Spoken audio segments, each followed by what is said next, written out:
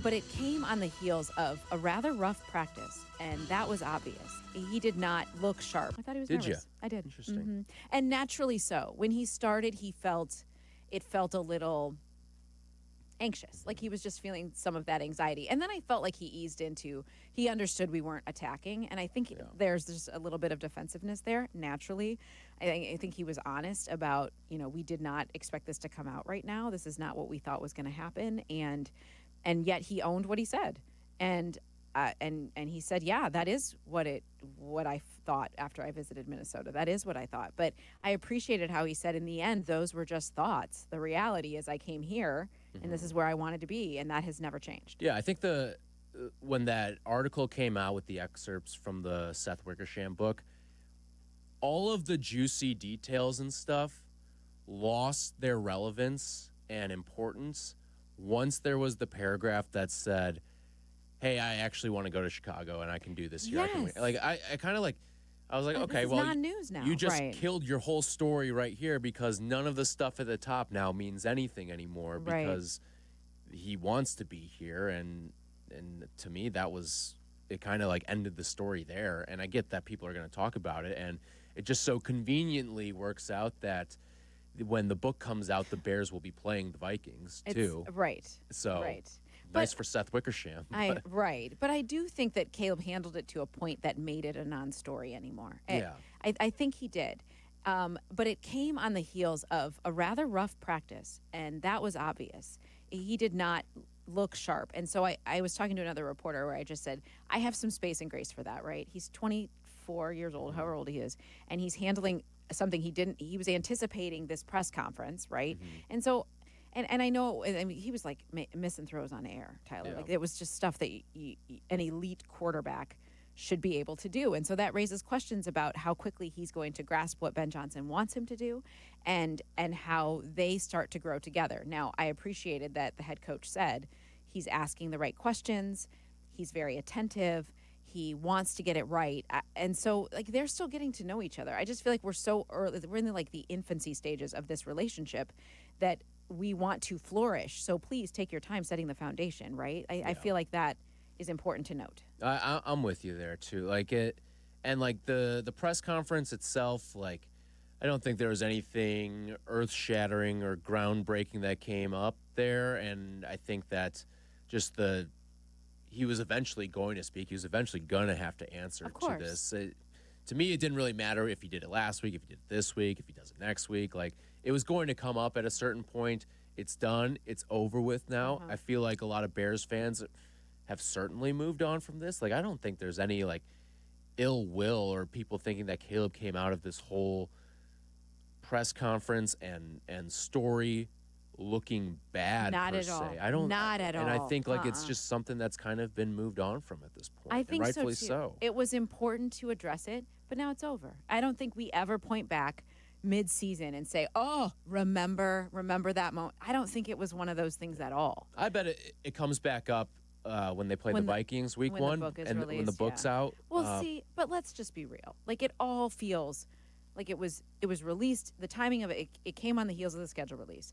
Then they were able to say, well, the book comes out the day after they play the Vikings. How convenient. Like it just gross. Like it's so obvious that this is a PR thing. And that he wanted people and Seth Wickersham got what he wanted, the attention to come on his book. Yeah. Now, does the rest of the book contain anything that sexy, I guess, that much of a draw? The thing is, it's just one chapter on Caleb. Right. Like and we don't even know if it's a full chapter. Yeah, like he's going to have, 15, 20 pages? I don't know how long chapters are in books these days, but he's going to have that, and then it's going to, all right, here's what happened with Drake May. Here's Arch Manning. Like, it's just going to move the drill. A great way for Caleb to make sure that book doesn't matter in the grand scheme of things is he goes out and he beats the Vikings. Yeah, If the Bears win that game and Caleb looks good, nobody's going to be talking about the book the next day. No. But if he goes in and he doesn't look as sharp and things aren't going very well and he's dominated by that Vikings defense, unfortunately, that book's going to come up again just because that's the nature of the beast.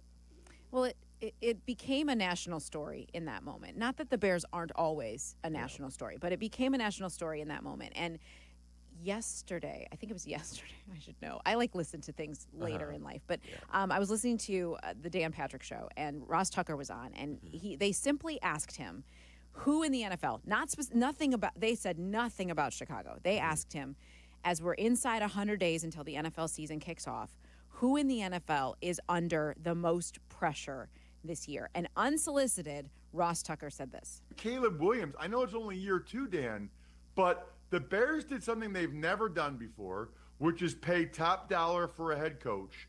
They redid the whole O-line, okay, interior offensive line in front of him. The first 2 picks, Colston Loveland with the 10th pick, Luther Burden with a top 10 second-round pick, are both skill guys. The Bears are doing everything possible to try to set up Caleb Williams for success. Now you got those quotes from the book with Wickersham, which will come out, the day after the Bears' first game.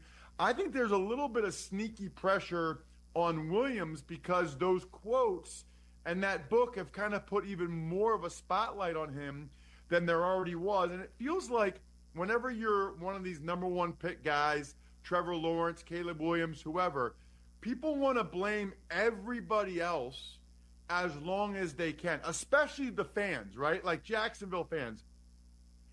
It's almost like franchise quarterbacks, Dan. It's like a religion, and people want to hang on to that belief as long as they can. Jaguars fans want to believe in Trevor Lawrence until they absolutely can't.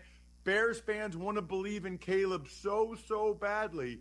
But with the microscope on him this year, if he struggles, I think that could be interesting as well. That caught me off guard a little bit. I don't think he's wrong, though.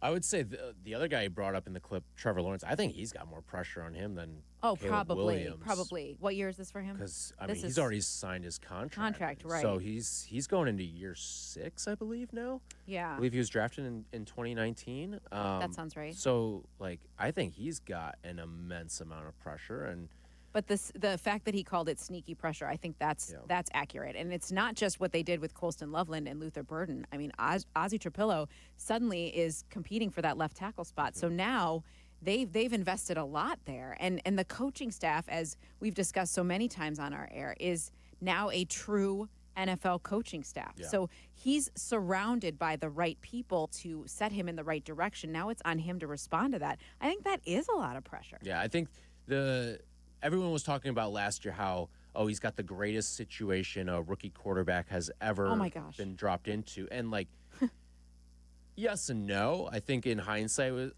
coach probably wasn't the greatest. The offensive line wasn't the greatest, and that certainly held him back.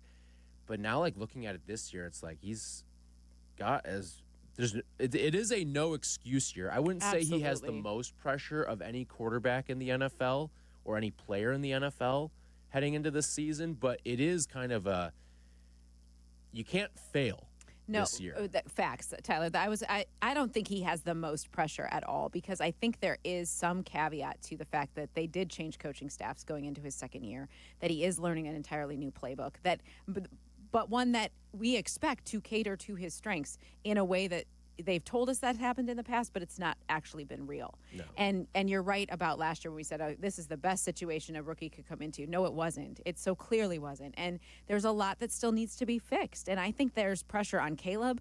I think there's pressure on Ben Johnson to prove that he's the guy. And I think he can handle it. I love how intense he's been at practices. I love that he's already intolerant of not doing it his way. I think that's important, and not afraid to call things out and saying, I said to do it this way, that's what we're going to do, and not leaving this loose ambiguity of nope, we want to be boys before you want me to be your teacher, right? Yeah. I feel like that was lost a little bit with Eberflus, and now they have someone who's going to set the standard and say, this is what it is. Either you get on board, you get out of the way.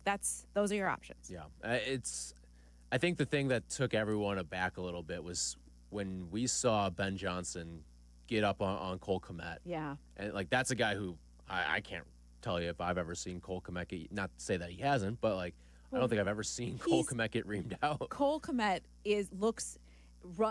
plays the role of, I do what I'm told and I do it to the best of my ability, and I'm not going to.